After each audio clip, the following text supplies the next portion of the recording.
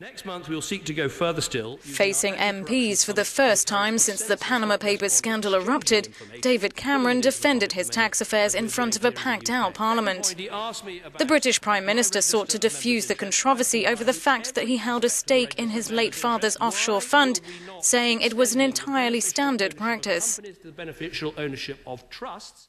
Mr. Speaker, there have been some deeply hurtful and profoundly untrue allegations made against my father. And I want to, if the House will let me put the record straight, this investment fund was set up overseas in the first place because it was going to be trading predominantly in dollar securities. So like very many other commercial investment funds, it made sense to be set up inside one of the main centres of dollar trading. Now, some people have asked, if this trust was legitimate, why did you sell your shares in January 2010? Mr. Speaker, I sold all the shares in my portfolio that year because I didn't want any issues about conflicts of interest.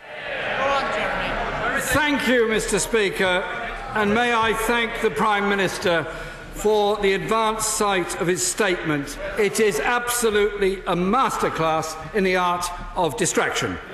Mr. Speaker, it's a scandal that UK overseas territories registered over half the shell companies set up by Mossack Fonseca.